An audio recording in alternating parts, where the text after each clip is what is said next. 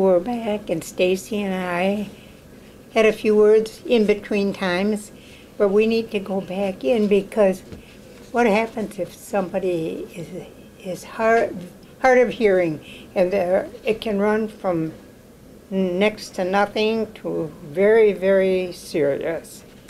If you have a difficult time talking to them through the phone, do you ask them to come in? Sure, if they are open to that, if they're willing to come in, we are glad to, meet with individuals in person, and they can just let the receptionist know here at Tanglewood Park that they'd like to talk with someone from 211, and then we will come up and meet with them in a private room so that we can have a conversation and share exactly the same information, give them the same resources that we would as if we were talking over the phone. So whether they come here in person or if they call us, another thing is that the calls, everything is free and everything is always confidential. And individuals also have the right to remain anonymous when they speak with us. So that is always the there case. would be times when people feel that they need their space inside a wall, and you really can't blame them for that. No, and we respect that. I was thinking about we're getting into the generations where we're getting more and more hard of hearing people. They say it's because of the sounds, the decibels, and a little bit of everything. Mm-hmm. But people are having hearing problems earlier and earlier in life. And you've probably got some back in your family. I know I have in mine. And if you stand in front of them, it's okay because they can read your lips. Mm-hmm.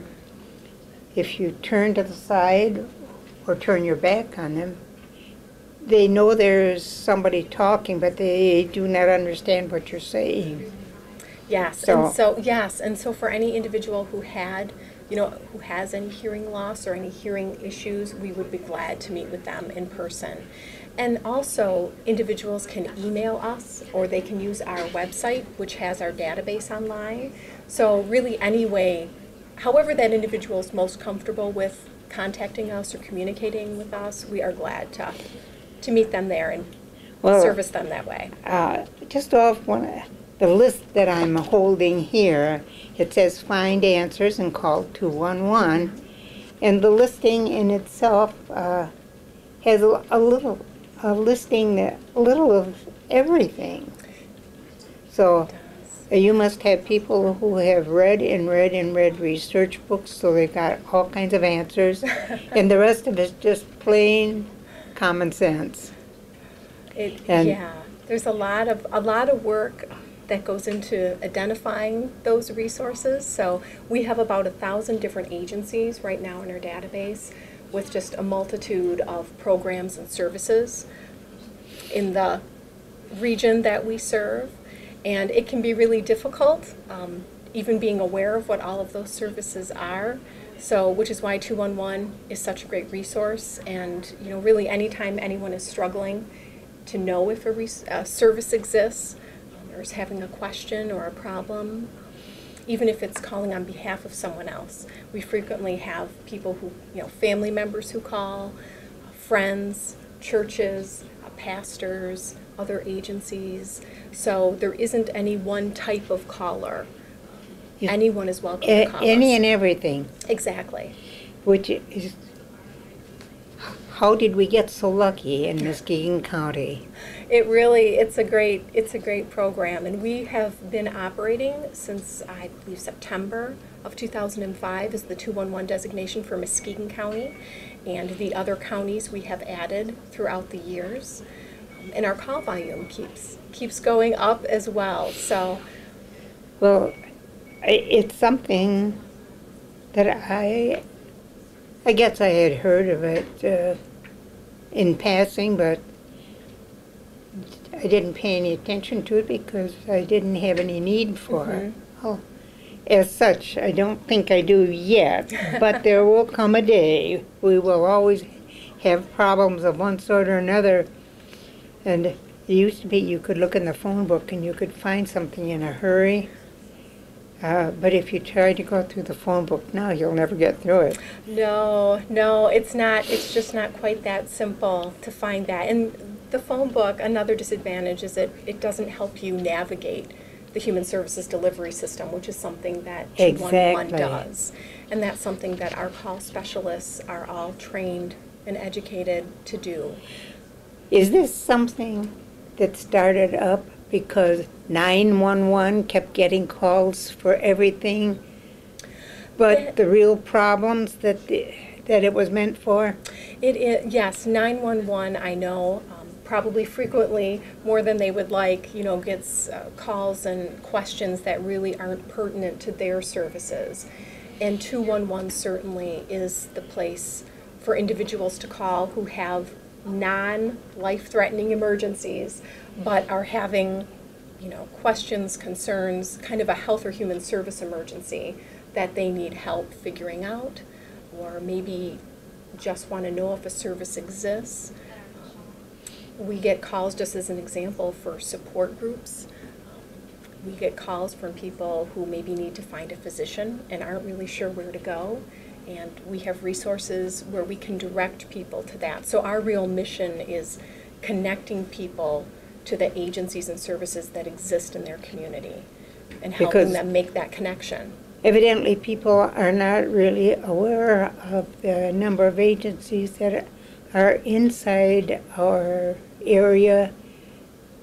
The agencies are there to help them, but they don't even know about them. True. It's true. There are a tremendous number of resources in Muskegon County, but sometimes the agencies are limited in terms of the marketing that they're able to do, especially with nonprofits. And so there are only so many hours in the day. There are. So we try to be a point that can disseminate that information and get appropriate individuals to them to provide the service. How many hours a day does somebody man the phones? We are here from 7 a.m. until 8 p.m. And then at 8 p.m., our after-hour service, which is another 211 provider, takes our calls until 7 a.m. So, but it is always answered by 211. So there's somebody available 24 hours a day. 7 days a week, even on holidays. So we're always staffed. You mean they don't even get a chance to have the holiday off? No, unfortunately. Because problems exist all the time. They do. And that's one of the tenets with the 211 service is that in addition to being free, it has to be available 24 hours, 7 days a week. And I noticed you've got little cards here. We do. Those are our 211, what we call business cards that we have throughout the community. And it lists the 211 dialing code, which anyone in our service area should be able to dial from landline or cell phone. But we also have our local 7-digit number and our toll-free number, as well as our website on here. Well, that's actually something to carry you along wherever you go. It is. It is. And we have those out. And then we have as you were referencing earlier, our new RAT cards, which give an explanation of what the service is.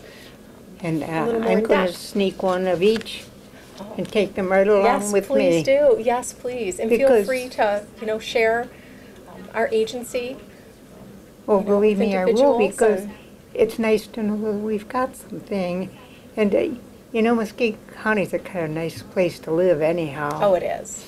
It's a great place. And I'm privileged to have been here all my life, so I don't mind traveling, and in fact, I enjoy it, but I'd rather come back here because it is a helpful community. It is, and there are a tremendous number of great agencies with terrific programs to help our residents, and we're just here to help them connect to those.